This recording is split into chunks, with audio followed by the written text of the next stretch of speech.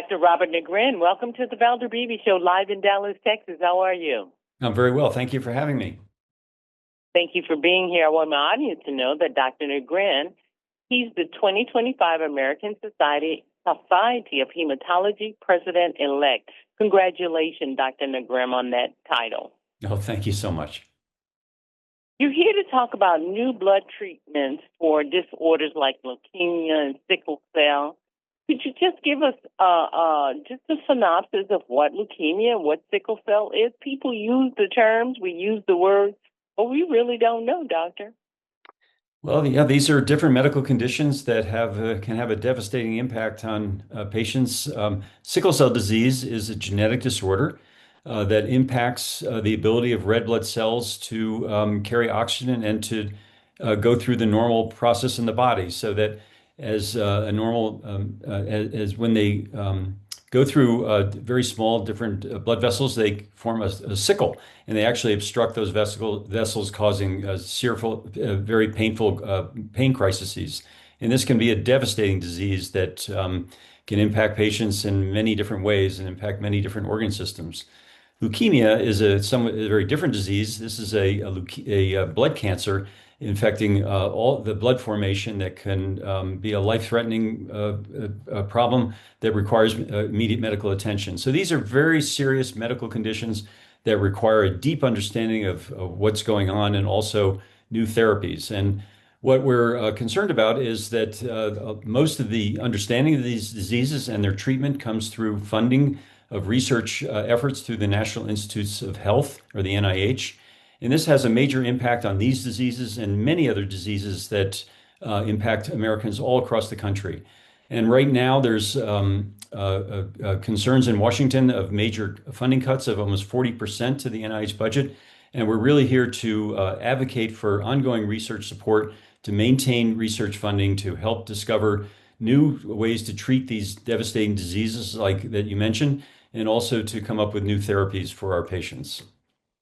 I've got to ask this question. Is there a cluster or a group of people who are more impacted by sickle cell and leukemia?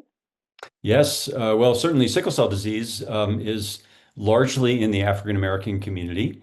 This is in part related to the fact that if you are a so-called heterozygote, or you carry one copy of the gene, you're actually protected from diseases like malaria. So these are inherited disorders that in the past provide some protection in their heterozygote, or the half impacted situation. And when a child inherits both copies of the sickle cell gene is when the disease occurs. So it has a very interesting biology. And but the impact can be devastating in those patients afflicted with the disease. And for decades, we've been studying this disease and understanding that it's a genetic disorder.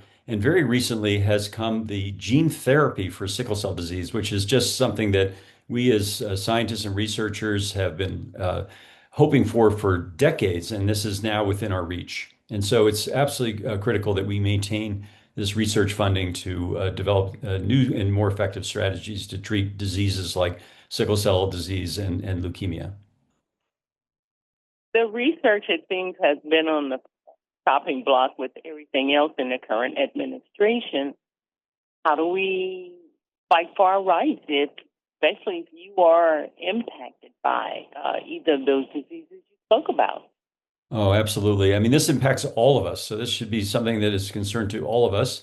This is not a political issue. These diseases don't care about political party or where we live or anything like that. They can impact us in devastating ways. So it's critically important that we as individuals advocate for this research funding that can impact all of our lives. And so we encourage our listeners to contact their members of Congress. This is a critically important time because these decisions on how money will be resourced is ongoing right now in Washington. So it's important that our listeners recognize that these cuts have been challenged by both the House and Senate subcommittees on appropriations, and now it goes to the full House and Senate for the final decisions.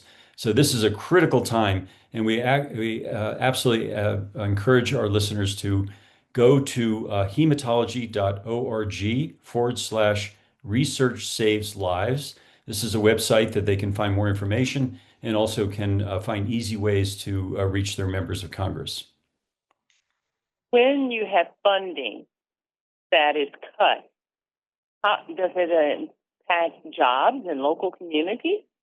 Yeah, it's absolutely critically important to recognize that NIH funding not only supports the research, but also the local economies.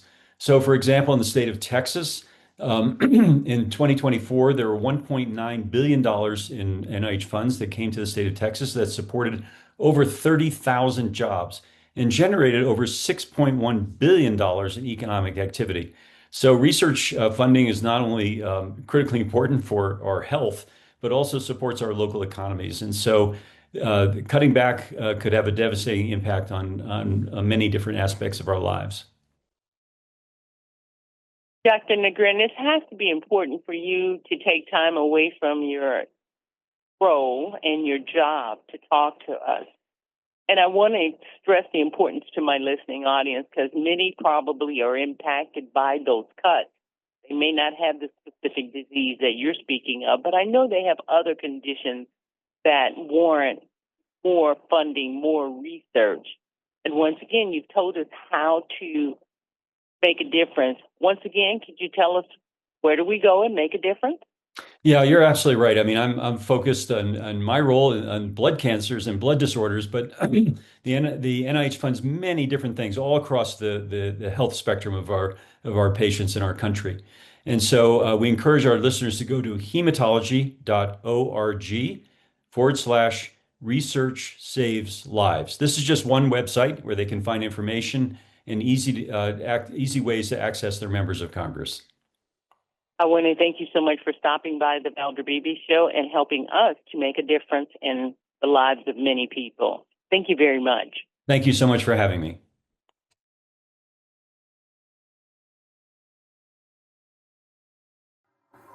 Hi, I'm Valder Beebe, host of the Valder Beebe Show. We have over 1,000 videos on ValderBeebeShow.com and YouTube.com/Valder Beebe Show. We upload new videos daily. Our site is a modern baby boomer platform with news and information important to boomers. Subscribe to YouTube.com/Valder Beebe Show and stay connected as I interview the world's most fascinating people.